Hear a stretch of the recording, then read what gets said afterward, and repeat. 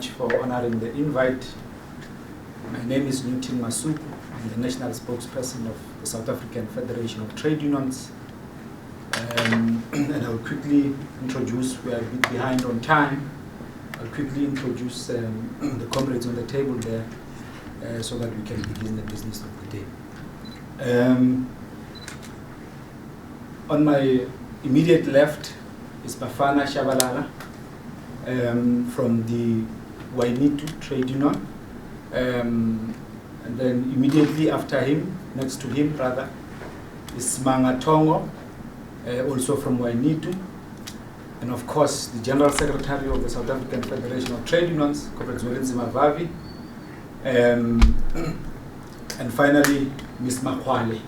And I hope I'm pronouncing your surname correctly. Yeah.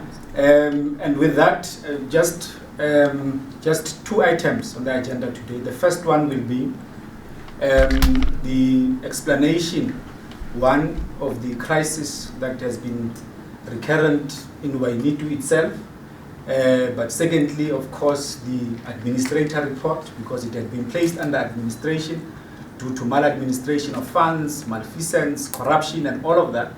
And that will be detailed, of course, in the presentation to be given by Usmanga. But also, the second item, of course, will be the jobs bloodbath. Saftu will put forward through its General Secretary the outcome of its extended campaigns committee, which sought to, one, diagnose the problem of job losses in the country, but two, and perhaps most importantly, to pave a way forward on what ought to be done. So without wasting time, over to you, Comrade Sfang. Okay. Good morning. I will read the joint statement of Saftu and Ynitu on the Ynitu's administration, disciplinary outcomes, and the road to a legitimate elective Congress. So why was there a need for this statement? This statement is firstly issued jointly by the South African Federation of Trade Unions, Saftu, and the Young Nurses in our Trade Union, Ynitu, to brief members and the public on the following: the disputed 2021 Congress and governance crisis in Ynitu, the lawful intervention by the Registrar of Labour Relations and the courts, the administrator's findings, the disciplinary processes and outcome concerning the former General Secretary, and the reform roadmap towards a legitimate elective Congress. What is important to note is that the administrator of Ynitu was appointed through an order of the Labour Court following an application by the Registrar of Labour Relations, Advocate Lifonolo Mlefe, who is the statutory custodian of the Labour Relations Act. So the sequence of events: firstly, there is a disputed Congress and a complaint around the 30 to 31st October 2021. Ynitu's second National Congress was convened, with Saftu facilitating the elections through their staff members. During the Congress, First Deputy President Fikile Dikolomela Lingene, Treasurer Portia Maseko, and Second Deputy President Yanga Boy lodged a complaint that the Congress violated the Ynitu Constitution. Saftu staff confirmed that only 37 delegates attended against a quorum requirement of 87 registered members, or 3,600 of 5,400 members. The Congress at its elections, therefore, were unconstitutional and invalid. Then, subsequent to that, the Saftu National Office Bearers resolved that all decisions of that Congress were invalid. A new elective Congress must be convened in strict compliance with the Constitution of the Union, and then Saftu would assist in drafting a new constitution to correct the weaknesses. And then once a valid Congress is held, new leadership and the NEC must be constituted. And then following that, the NEC endorsed the NOB's interventions and resolved that both leadership factions must exercise discipline, both may attend the Central Committee as observers only, and Saftu must refrain from premature recognition of either the factions. A clear policy must be developed to guide interventions and affiliation.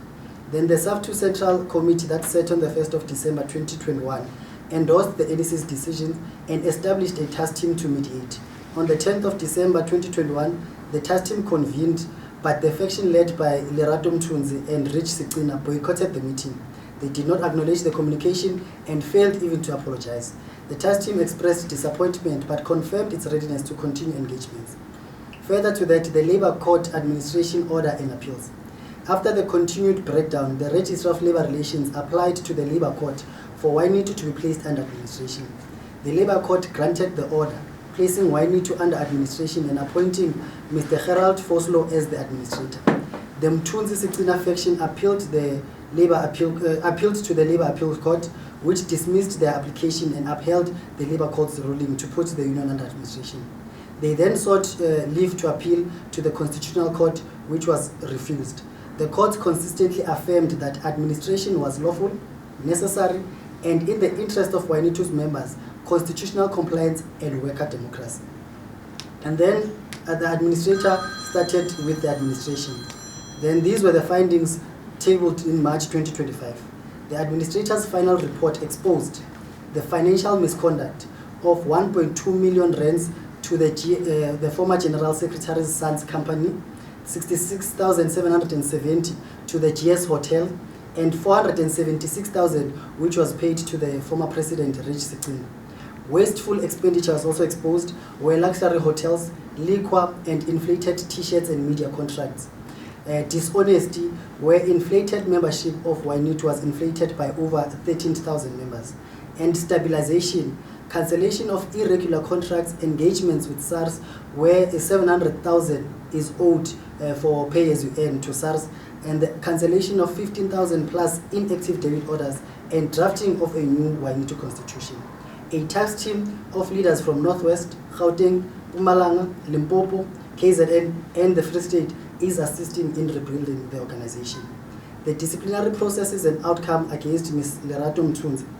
A disciplinary hearing was convened on the 8th to the 9th July 2025.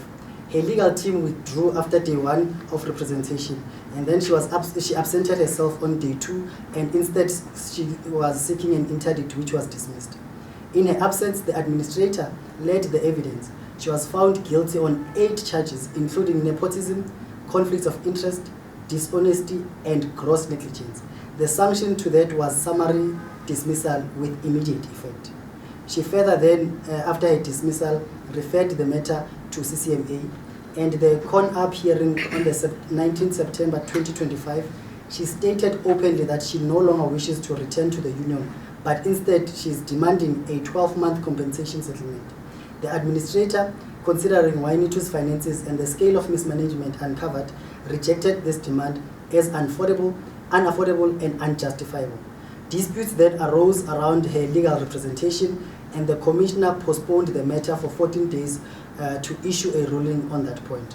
This CCMA record makes it clear that Ms. Mthunzi herself considered that she does not wish to return to Ynitu, undermining any claim that her dismissal was about victimization. This is Saftu's position and way forward. 1. Ynitu remains a Saftu affiliate. The so-called disaffiliation was null and void. The administrator will continue recovery of misused funds and professional audits. Ynitu's constitutions will be amended to close all the loopholes. Structures will be rebuilt from the shop floor to provincial level. A legitimate elective congress will be held by June 2026 under the administrator's oversight. And then Saftu and Ynitu will expose any illegitimate formation and warn members against them. This is our call to members in the public. To Ynitu members, work only with administrator-sanctioned structures and report any irregular deductions or solicitations happening. And to the employers and institutions, recognize Ynitu only through the administrator. Allies and the public, support the cleanup reforms and democratic renewal underway. The political character of the breakaway from the illegitimate Congress that was held, the faction led by Lerato attempted to form what they called the Health and Allied Workers in the Trade Union, Ynitu, which was rejected by the registrar. And then after her dismissal this year, Ms. Mthunzi, supported by her ally, Mr. Sicina, announced the launch of IHAO. Saftu characterizes IHAO as a fly-by-night union because it's unregistered, unconstitutional, and designed to shield corrupt leaders' lifestyle. It is not a genuine workers' organization, but a vehicle for evading accountability. This statement is issued by the South African Federation of Trade Union together with the Young Nurses in our Trade Union. Thank you.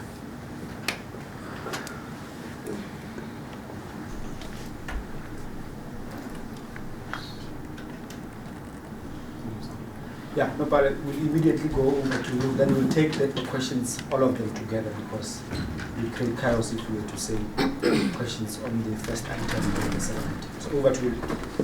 Thank you very much, Newton, Masuku, and thank you very much, members of the media. So let me read and summarize a statement of the Saftu's campaigns committee that we held on the 16th of September 2025 through hybrid and as well as through comrades who came here in physical attendance. We were 70 of us in the meeting. And that meeting was under the stewardship of the acting president of the Federation, as well as the second deputy president, Comrade Musima Mariti, who opened the meeting, welcomed everybody, and emphasized that what Saftu and the rest of the trade union movement, as well as the broader working class, was facing was a life and death gathering for workers and the class, as our country is facing the most profound crisis since the end of apartheid. And she said, and I want to quote her, workers are being slaughtered by retrenchments, hunger is spreading like wildfire, our hospitals and schools are collapsing, and the government of the National Unity has chosen austerity and privatization over the lives of the people. End of that quote. She went further to warn, and I quote agreeing, when mothers cannot feed their children, when cancer patients are sent home to die, when young people are denied jobs and hope, this is not hardship. It is death imposed by neoliberal policies. End of quote. We discussed the job loss bloodbath.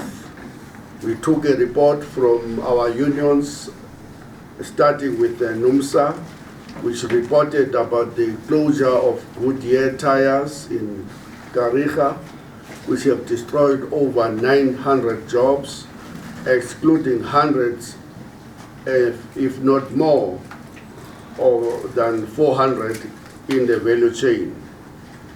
NUMSA reported about the looming restructuring at ArcelorMittal and how it is going to affect the rest of the industries. And we estimate that over 100,000 jobs in steel, mining, transport, logistics, and engineering will be lost through the closure of ArcelorMittal.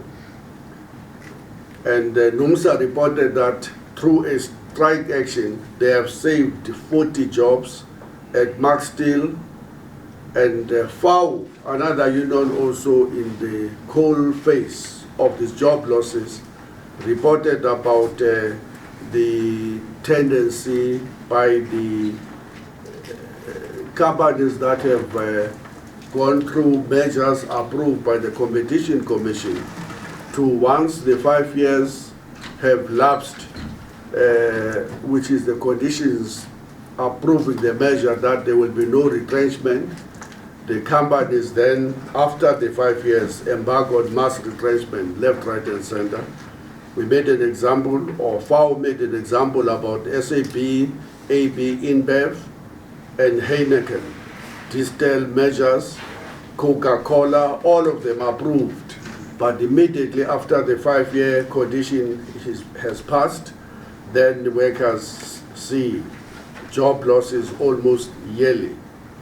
And Kiwusa, another Saftu union, reported about the closure of Plascon in Durban and the retrenchment in Protea Chemicals affecting between 300 and 400 workers. Also, the once mighty Bukune mine, which employed 12,500, is again facing closure, threatening thousands and thousands of jobs. And Kiwusa proposed a bold escalation under the slogan that says, they take our jobs, we take our factories, or their factories and mines. They demanded that the government bailouts must serve workers and communities, not corporations, and call for political and material support for factory and mine occupations. Tipaku, another union facing the massive assault by the post office, reported that from 13,000 jobs left only last year, a further 5,000 was slaughtered at the beginning of this year, and that as we speak, there are fewer than 5,000 jobs in the post office. More than 350 branches of post office have been closed, cutting working class communities off the basic services like pensions and postal services. In addition to that, Tipaku reported that the ICT sector as a whole is under fire of job losses, the example being the APSA Silverton call center, which retrenched over 800 workers. We added the fact that, as we all know, that this slaughter, these retrenchments, this job loss bloodbath, has been going on in our country since 1994 or even before that. We made an example that in the manufacturing sector, jobs fell from 1.4 million in 2005 to 1.09 million in 2021, meaning that between the period of 2005 and 2021, we lost 309,000 jobs in the manufacturing sector alone. The mining employment has shrunk by 442,000 since the late 1980s, meaning that on average, we have been seeing loss of 12,000 jobs in the mining industry. In 2025 alone, 23,000 manufacturing jobs have been lost, with output down to 3.4 year on year. Formal non-agricultural employment has fallen by 95,000 year on year to March of 2025.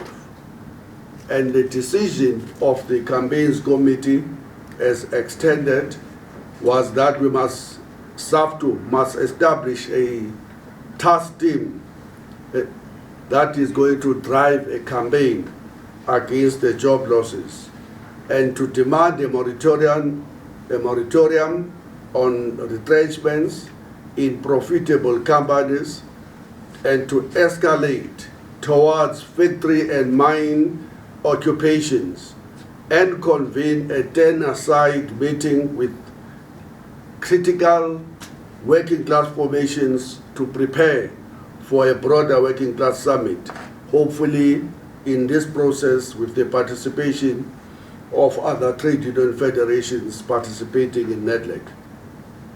We debated the crisis of hunger, a weapon of class war. We took a presentation that showed that 20 million people in our country go to bed hungry every night, and that 10,000 children die each year from malnutrition. The reality is obscene. 30% of the children are stunted due to chronic hunger. Workers who grow and package food cannot eat it. Retail workers earn around 2,000 to 3,000 rands a month, whilst the ShopRite CEO pocket over 50 million rands in 2024. And the company made 6.2 billion rands in profits.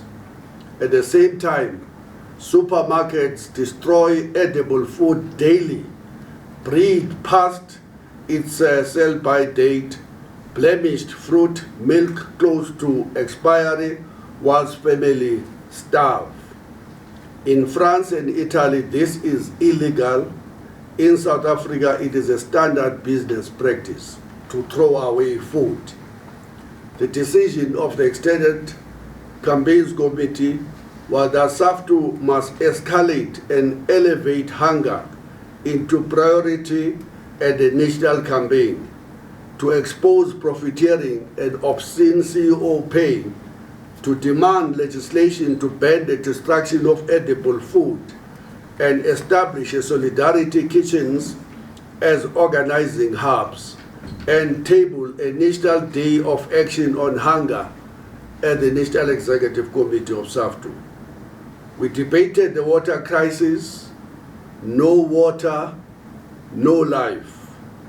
We took a presentation that situated the water crisis as a violation of Section 27 of the Constitution, to the right to sufficient water tied to dignity, health, and life itself. Johannesburg communities now go for days without water.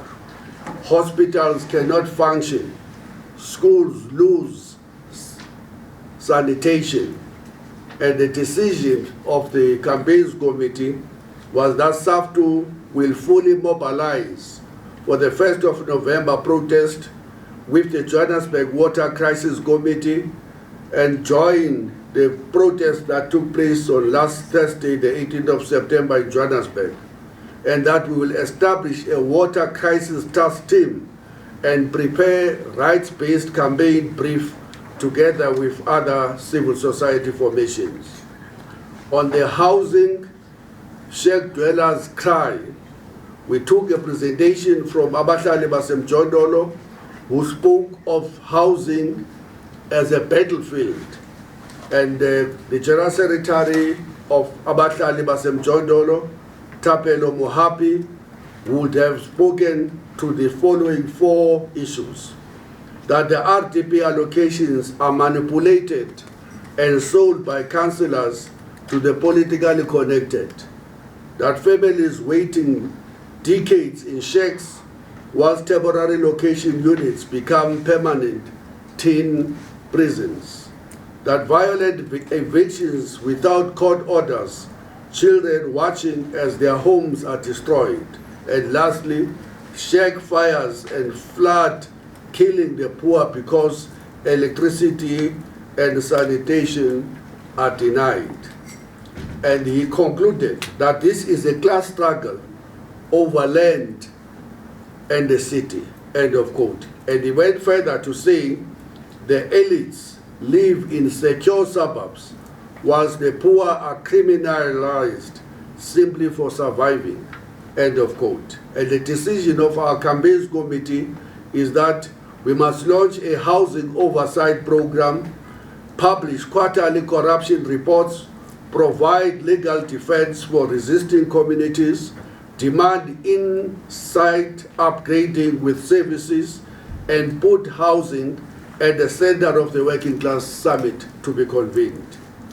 On health crisis and oncology and death by neglect, the Treatment Action Campaign and the Cancer Alliance would have briefed the Saftu's Campaigns Committee and presented a chilling evidence of health system collapsing.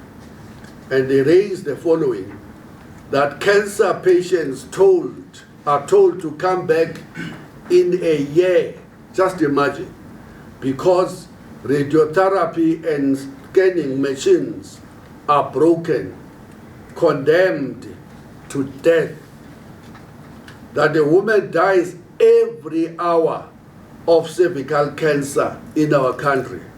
Through it, even though it is preventable and treatable, a woman dies every hour in our country due to cervical cancer, though it is preventable and treatable.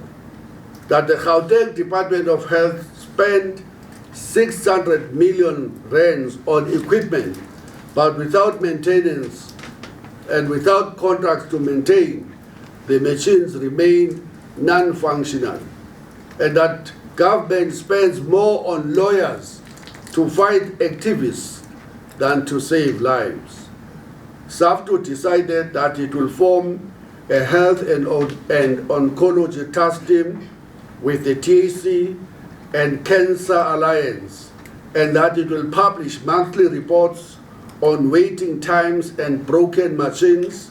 It will support the test case litigation to enforce court rulings, and it will demand the filling of the frozen health post and campaign for digital cervical cancer strategy.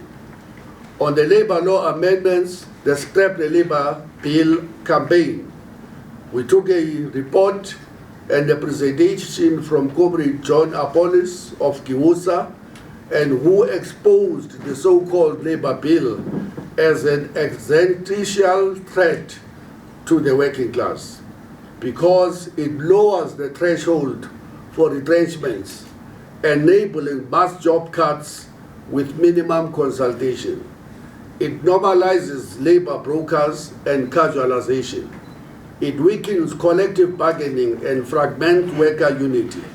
It makes legal strikes nearly impossible. And this is what he said, and we quote him. This is how they will carry out mass public service retrenchments. If this bill passes, Saftu itself will be gutted. And the decision we took was that we will revive the Scrap the Labor Bill campaign. We will prepare plain language education materials, coordinate rolling protest in parliament, in workplaces, and integrate this fight into the ongoing jobs campaign. On austerity, we took a presentation from Solima Lima, the General Secretary of NUPSU, and Dominic Brown, the economist of the AIDC, who demonstrated that over 200,000 public sector posts are frozen, that infrastructure investment has collapsed by nearly 40% since 2015, that debt service costs now exceed health, education, and policing combined, that real wages are cut whilst profit soar. An alternative exists, they insisted, that a wealth tax on top 1%, a financial transaction tax, stopping illicit financial flows, and redirecting the GEPF PIC funds away from capital bailouts into developmental investments. And the decision Saftu took was that we must build a broad anti-austerity front to prepare a national mobilization plan against austerity and publish a revenue alternatives brief. Austerity will be integrated into the sector campaigns we've already spoken about. We spoke about the Competition Commission holding corporates accountable. We would have invited and received a presentation from the Deputy Commissioner Harding Rachisusu, who admitted that 5 years conditions on measures is inadequate. Once the period lapses, corporations retrench en masse. And the decision Saftu took was that we will host a case preparation clinic with the Commission to compile sectoral dossiers beginning with food, beverages, steel, retail, logistics, and ICT, and campaign for a 10-year non-retrenchment clauses, a mandatory local investment, and an independent compliance monitoring. So the consolidated program of Saftu going forward is as follows. 1, we will establish a central task team against job losses to coordinate rapid responses, solidarity, legal strategies, and occupations of the factories and mines. 2, we'll elevate hunger, water, housing, health over the country to protest against the water crisis. 4, will escalate rolling protest at Parliament and government offices to protest against the attacks on the working class using the labor law reforms. 5, we will convene an urgent turn-aside meeting with critical civil society working class formations leading to the broadest as possible working class summit to be convened with COSATU, FEDUSA and Ynitu. 6, we will publish quarterly reports exposing corruption, retrenchments and health failures. And lastly, we will develop solidarity centers, kitchens, legal defense, oversight programs to anchor campaign in working class communities. And in closing that meeting, the General Secretary of Saftu would have said that this meeting revealed one interconnected crisis with many phases: hunger, job losses, water, housing, health, austerity. If fought separately, we will be defeated separately. Only united workplace and community struggle can win. Our program of action must proclaim people before profits, jobs, food, housing, health, and dignity for all, end austerity and privatization, power to the working class, power to the poor. End of that statement. Thank you.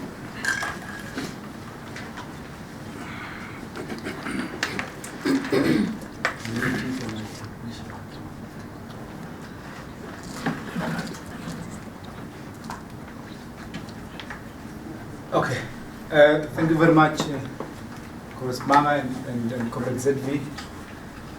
Now we'll open it up for questions we put to the panel. We'll deal with obviously both the report, the administrator's report on Ynitu, and of course the statement that the General Secretary of Saftu has just read on the crisis confronting the working class. So yeah, I'll be taking questions directed to them. I think it would be best to take them, a few of them as a batch, and then they respond, and then we take the second round. So if there are any other questions, there are questions, I'd like to take. Yeah. Morning or afternoon. Notando Makutulela from SABC News.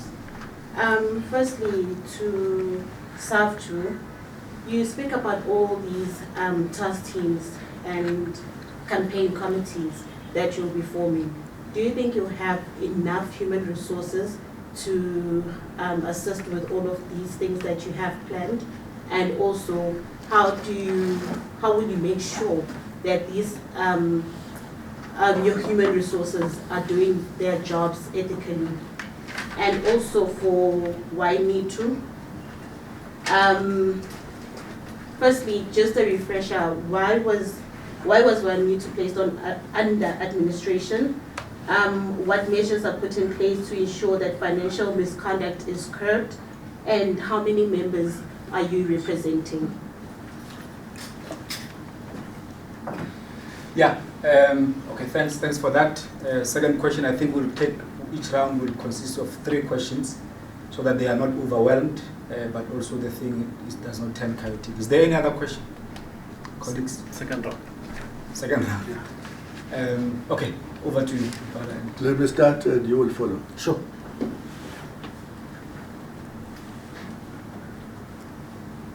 Saftu has limited capacity at the head office, but the real capacity of Saftu is within the affiliated unions. We are convening the task team, which will be constituted by 2 members from each of the affiliated unions. That gives us 34 warm bodies. We're convening that task team together with 1 member of Saftu's steering committee at each of the 9 provinces. That gives us 43 warm bodies. It is those warm bodies, 43 of them, that will be responsible to drive this campaign at every local, regional, provincial, and national level. So it is they that will drive the campaign. With the first meeting of that task team is on Monday, the coming Monday, the 29th. And thereafter we will convene the 10 aside strategic Saftu and critical civil society formations, abahlali basemjondoli, the housing crisis, the water crisis, the TAC health crisis, Cancer Alliance, and others, to prepare to engage with the rest of the working class, including to engage with the COSATU, FETUSA, NACTU, so that we can broaden the frontiers of unity going towards a broader working class summit. And we're saying that working class summit must be as broad as possible. It must include every component of the working class, out of a realization, and let's repeat this, I always say this as a religion.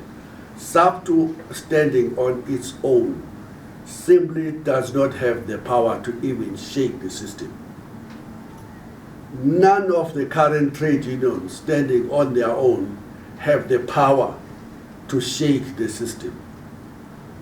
Even when combined, all of the trade unions in South Africa standing on their own simply have no power to shake the system.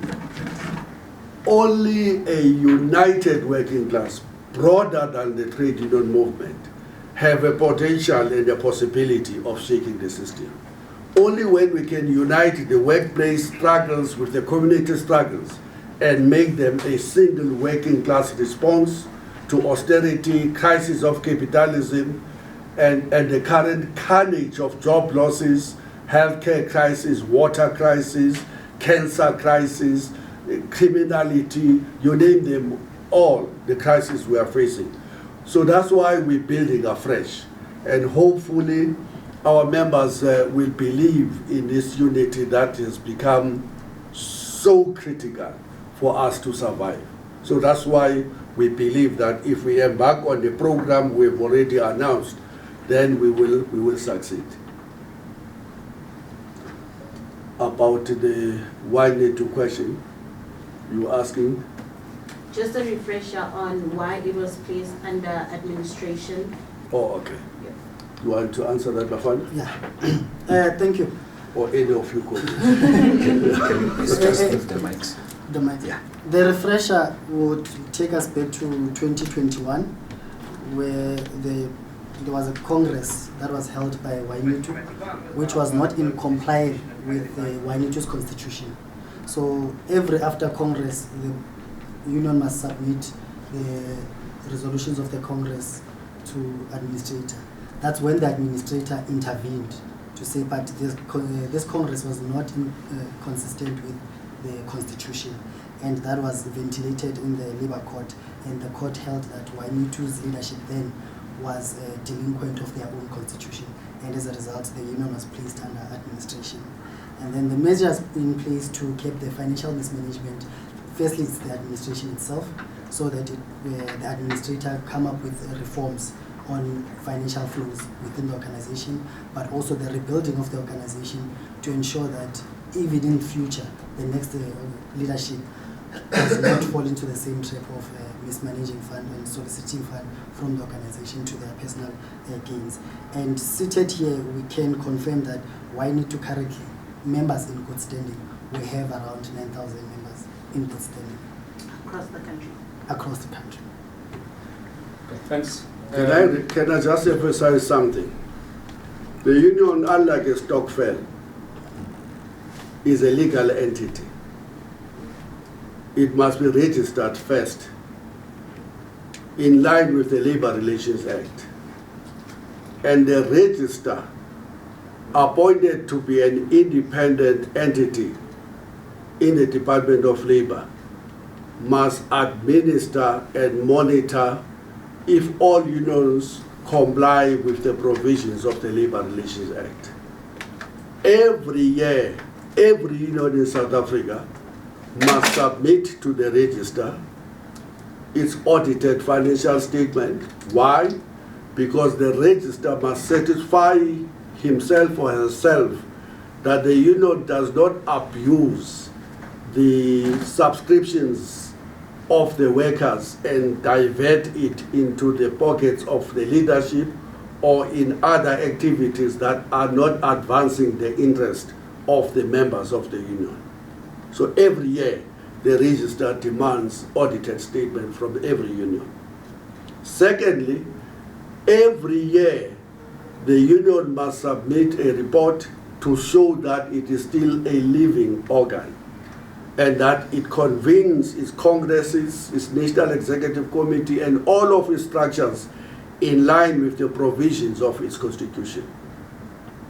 Every year, the union must submit to the register a record to show who its leaders are and when and how they were elected, so that these leaders are then held accountable because they have a fiduciary responsibility to protect the resources of the union. Now, in the case of Ynitu, they would have submitted to the register to say we had a congress just the other time. And the register would have then looked at what they are reporting and what are the provisions of the constitution. For example, the constitution of Ynitu is prescriptive about who should attend the members or who should attend the National Congress, as reflected in our statement. And accordingly, the union at that time had how many members? 8,000. Had about 8,000.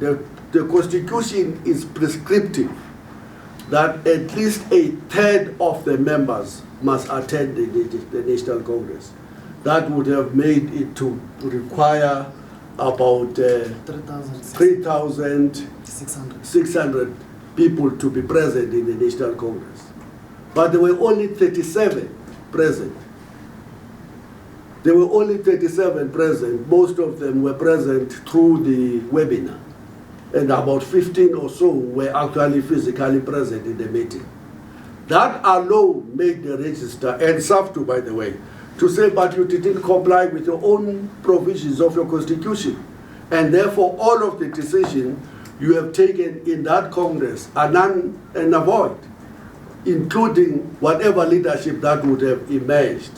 I'm not going to go to other issues. One of the issues, for example, critically important, was that the comrade who had stood in the Congress to be the General Secretary was no longer a worker in her workplace, in the form of Mrs. Lerato Mtunzi. The Constitution is prescriptive that only members can stand for positions in the Congress, not people who resigned before the Congress. It's unconstitutional. So Saftu office bearers, and unfortunately our stance was vindicated by the ruling of the Labour Court, of the register, to say, no. This is not in line with your own constitution. And that's why the register applied to have the union put under administration. And then the union under Lerato Mtunzi and Rich Sikwina appealed to the appeals court. They lost. They appealed to the Constitutional Court, and the Constitutional Court simply refused to even listen to them. They kicked them out of the house. That's what happened.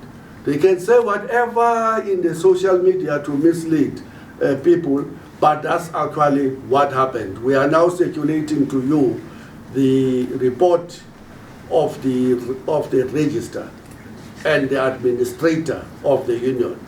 And you will read in the report of the administrator, which is not contestable by the leadership that are making noise outside, that they abuse the trust of the membership. And the statement summarizes what they would have done, and the details are in the report of the administrator now in your position.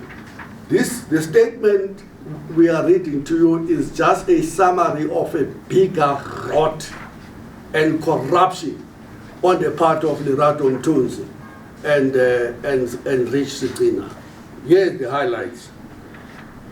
The report indicates that she would have approved with that leadership that a cool 1.2 million rands of hard-earned workers' money be paid into her own son's company. Clear conflict of interest. She would have approved a 66,770 rands to pay a hotel that she owes. She would have approved a wasteful expenditure, a cool 40, for liquor alone, Oh, for liquor. 40,000 rands in a liquor bar in some very, very five-star hotel. From Umhlanga, Belito, to the best you can get in Cape Town, the 5 stars you can find in Johannesburg, all of them under the excuse that they were recruiting, spending thousands and thousands of workers' money. And she would have dishonestly inflated the membership of the union by 13,000 rands, and that the union was dying. Contrary to the big mouth, the union was dying if you look at its reserves, owing thousands and thousands of money to SARS and servicing inactive debts or debit orders, you name it all. Absolutely chaotic. And that's why the register said no, not under the Labor Relations Act. In a stokvel, you can do that, but not in a registered union. In a registered union, if you don't comply, you will be put under administration. It doesn't matter how loud you speak. But if you do not comply with the provisions of the Labor Relations Act, the registrar has a responsibility to act against you.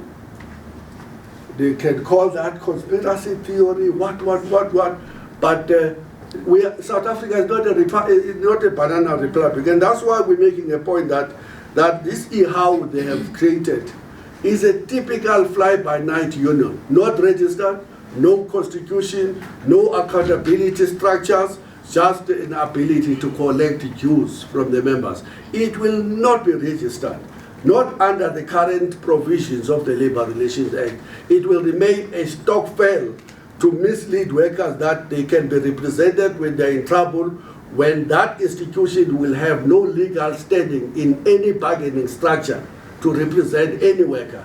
So any worker can join because South Africa's constitution guarantees the freedom of association to every worker. Fine, you can join, but you will have to understand that you belong to a stokvel, not a union.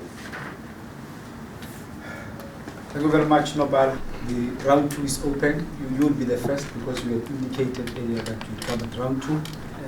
You want another bite? Yeah. All right, sir. Thanks very much. My name is Cliff from Jacaranda FM News. Good afternoon. So I just want to ask the SG to say, recently we have seen people being retrenched left and right, and the food inflation has risen, and the question therefore is, why do we see this dearth amongst our community of not rising to the occasion? Why don't we see them in the streets like we used to in different years ago?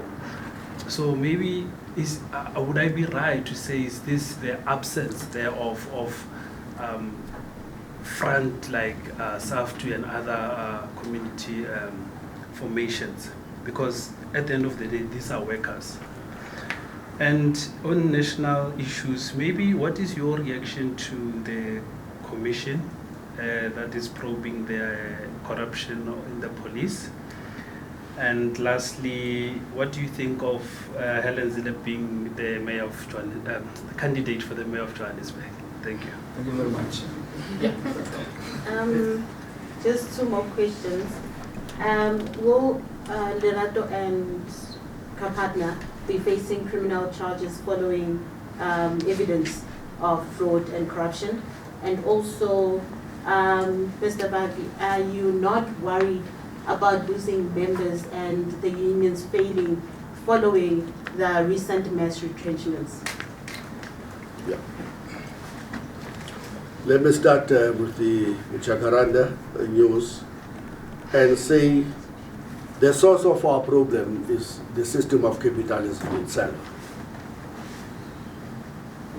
It is not designed to meet even the most basic needs of workers, the marginalized majority, by its nature.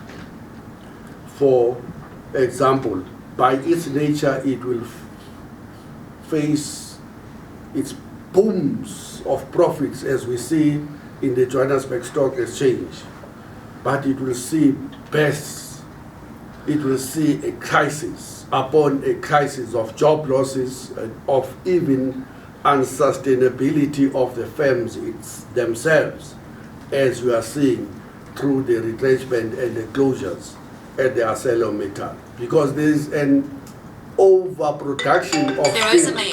WhatsApp audio. There is an overproduction of steel all over the country, all over the world. So there is nothing that anybody can do about overproduction, because that's exactly how the system of capitalism itself works. And unfortunately, it seeks to solve all of its crises at the backs of workers. When it has nowhere else to look at for solution, it always solves the crisis at the backs of workers. This is exactly what is happening in South Africa. Now, unfortunately, in South Africa, it is the system of capitalism that we must blame, but it is also the crisis of governance. It is the crisis of austerity or unfortunate wrong policies adopted by this government, the neoliberal policies that favor the big capital in the main, and that undermines the core constituencies of the liberation movement, which is the working class. That's what is happening overall in the politics of South Africa. When that crisis is deepening, so is unfortunately the first victims becoming the working class. As we are seeing in South Africa, we're now sitting with 43% unemployment rate. 8 of the 9 provinces of South Africa have an unemployment rate of above 40%. This is a national catastrophe. It's a pandemic on its own. And this government doesn't seem to have an answer. The government of national unity in particular, as we have warned. So that's what we are facing. Now, that's the extent of the crisis. The statement of Saftu here paints a crisis upon a crisis. Healthcare, water, criminality, dysfunctional education, dysfunctional criminal justice system, which you are now seeing playing itself in Pretoria as we speak. Why is that crisis deepening? It is deepening in part because the trade union movement itself has become weakened by its own fragmentization and disunity. It is deepening because the civil society working class formations have become even more weaker than they were in the 1980s. Now, in the crisis of want and competition amongst the workers, you're going to see all manner of rise of new phenomena, including the rise of the phenomenon of xenophobia. As workers are being set against one another, initially based on the originality from the African continent and elsewhere, but very soon based on which province you are coming from. You're going to have to learn to be divided and to fight against one another because there's scarce resources to survive in the big cities. be it in Johannesburg, Durban, Cape Town, everywhere, including Gqeberha in Port Elizabeth. So when that crisis is so engulfing, you will see a rise of new movements that are based on the crisis, such as the Operation Tudula, the rise of xenophobic political parties, such as the Patriotic Alliance, and you name them all. They are a product of this crisis that is facing the working class. They appear to be providing solutions that are really not solutions to the crisis we face. The crisis we face is a crisis of capitalism, and it is a crisis of mismanagement and misgovernance, neoliberalism, austerity, and inappropriate economic programs that will never solve the crisis we inherited from colonial and the apartheid era. But instead of focusing on that crisis, the new movements will divert attention and scapegoat and to the migration to say that's your crisis. If you can block all the borders to make sure that nobody comes into South Africa, you would have solved the crisis of dysfunctionality of the state, or of the crisis of 12.6 million people who are unemployed, or 62% of the youth that is unemployed. False solutions to a deep crisis that the working class is facing. So that's what we are dealing with here broadly. The weakening trade union movement that used to represent 40% in 2007, that now represent a mere 24% of all employed workers in the society. SAPC is going to be retrenching without any defense from anybody, because the trade union movement at SAPC has weakened.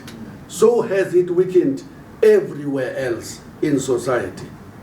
The attempt by Saftu to establish the task team, to reach out to other federations, to build the bonds and unity with the rest of the working class, is a desperate attempt to rebuild a front that once existed in the 1980s that is accredited for making South Africa ungovernable, which delivered the 1994 breakthrough. We need another revolution. We have repeatedly said so, without shaking the system and the systemic roots of the crisis we are facing. Unfortunately, we will hold these beautiful press conferences, beautiful words, but the crisis will simply continue to deepen. Now, the Commission is a product of the crisis of governance, as you see it in Pretoria. Typical issue that we're speaking about here. Our criminal justice system is dysfunctional. The chances of you and your family receiving justice for the murder of your cousin, brother, mother, father, you name it all, in our country now is 14.5%. That's our conviction rate for murder. The South African police have lost 50% of its capacity to detect murder between 2000 and 2022. Nothing to do with migrants. It's a systemic failure of government to address even the basic responsibility to provide protections to the citizenship. That's what we are dealing. So what we're hearing there is just a small window to the broader crisis of a collapsing criminal justice system that is being overrun by corruption, by cronyism, and according to General Mkhwanazi, the drug lords have found their feet inside the system and they are managing it to their best advantage. That's what is happening in Pretoria. Saftu was amongst those that called for the establishment of that commission. We are happy that it is taking place, and we're happy that General Mkhwanazi was given 3 days to put the country into the picture. And we know that the rest of other people who are being accused will be given their own chance to respond to debate if they can debate what he says with evidence. But he seems to have hard evidence that he has presented to the commission. We want to see what the others that are being accused are going to come and say in that commission. But this may be a very important unraveling of the system of dysfunctionality itself. If the president, that's where our crisis is going to be, if this president will ever implement the recommendations of that commission. About Helen Zille, it was only this morning that I tweeted something very painful, and I want to read what I tweeted. I said, I warned years ago, the own goals being scored will one day bring us to the horror of saying President Zille. Those who were here for some time will know that I said this in April of 2011 when addressing a NUMSA bargaining council. I would have repeated the same warning in the May Day of that year.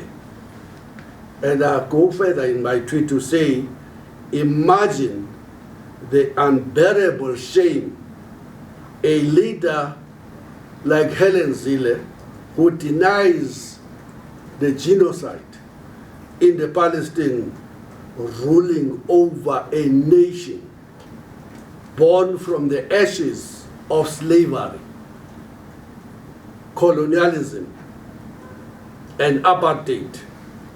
What a slap in the face of every martyr, every struggle hero and heroine, every sacrifice that delivered our fragile freedom.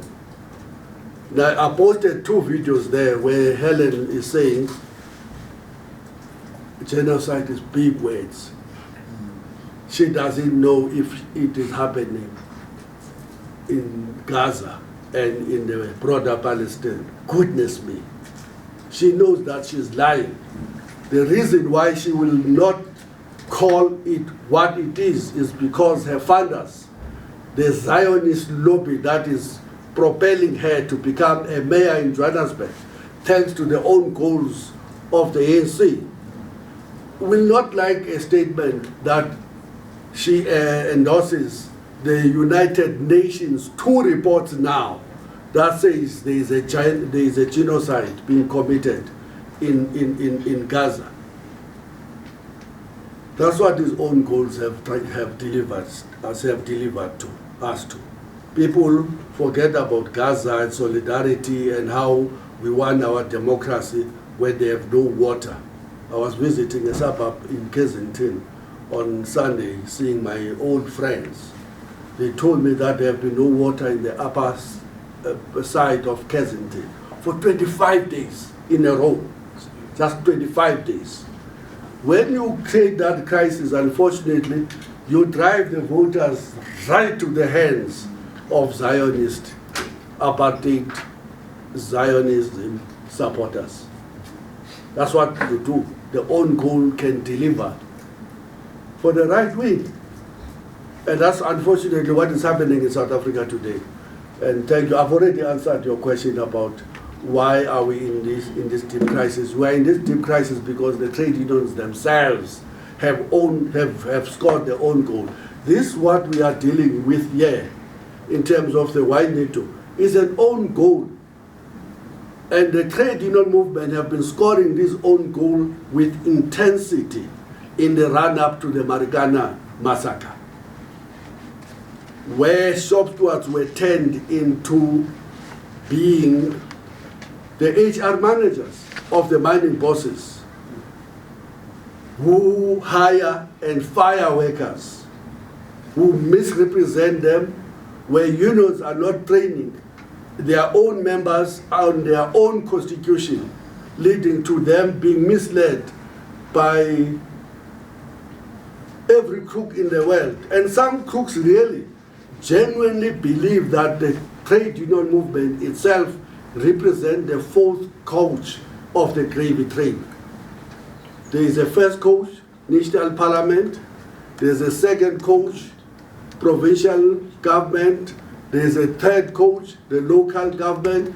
And there are some people who are wanting to turn the trade unions into the fourth coach of looting and of putting the whole union movement as a feeding trough for the elites masquerading as trade unionists when they themselves are the ultimate thieves and disordered people who are discrediting the trade union movement to the rest of society. So when workers will read tonight that these militants have diverted 1.2 million rands to their family businesses and more, there is reaction most of the time will say, batho bana ba tshwana kaofela, baetapele ba rona ba tshwana, ba ya utswa kaofela, referring to us as the trade union movement. And that's why Saftu takes a stance to say, not in our name. We have adopted 9 principles as the federation when we formed. 4th principle says we will strive for self-sufficiency and we will oppose corruption inside our ranks and outside our ranks. And that's exactly what we are doing here by exposing the shenanigans and the charlatans that have crept inside the trade union movement to promise workers new heavens when they know that they want to use the trade unions to eat. There was the question of criminal charges. Yes, the administrator will first get that money back. She's going to have to pay the money. 1.2 million paid to her son's business, 660,000 paid to her own hotel, 474,000 paid as some form of an allowance to Richard Stina. And that's why he's now speaking out so loudly against the administrator, against this press conference, and against Ynitu, is because he is directly conflicted by the 474,000 rands she received for doing absolutely nothing for the workers. It was apparently for relocation. So-called relocation to KwaZulu. Just explain this thing. It contributes squarely to what GS is talking about. The maladministrations within the organization contribute to the mess that we find ourselves as a country. So that is why, as the task team at Ynitu, we said, firstly, we are going to challenge them. The first thing that we've done, we've removed them. Lerato has been dismissed. But what going to happen from now, we're going to recover the 1.2 million that was paid to her son's account, the 476,000 that was paid to reach Sitina's personal account, it must be paid back. But also we're going to open criminal charges so that we send a strong message to say, not in our name, and even to the future leaders in Ynitu and anywhere else to say, we need to build strong, formidable organizations that can challenge the status quo, that can be able to safeguard the workers' struggle, because that 1.2 million can be reinvested and rediverted in ensuring that we don't lose jobs in the sector, in health. So that is what's going to be happening from the testing point of view. Thank you very much. Yeah, the final round. I think I see their afterthoughts. Yes. So thank you very much. My name is Simbai Matsika. I come from the financial services industry, Tiranta Capital. I would like to ask Mr. Vavi and Comrade Vavi, I'm sorry, Comrade Vavi, and Ynitu represented the National Task Team. I've seen that all your presentations that we have done, it's a program of action, okay? And for me, as a person in the financial services industry, I'd like to understand how we are going to finance your activities going forward to achieve your goals. That's my question. No, but that's not what we are about this in this press conference. Let's answer that question immediately after the press conference have ended. It have to do with, I guess, your activities in that sector. Yes. And we do agree that the trade union movement cannot survive without what I normally call, and I'm writing something about this, using the power of the numbers to gain more benefits for workers. and please watch the space. I'm writing something perhaps as a goodbye to the trade union movement about how we can use our numbers on such things as insurance, banking, buying cars, housing ourselves through our pensions, and so forth and so forth. So we will engage with you about that. And I think we will bore everyone else because we have not produced that paper yet. Thank you. Yeah. Thank you very much for honoring the invite. The press conference is officially closed. Thanks. Thank you.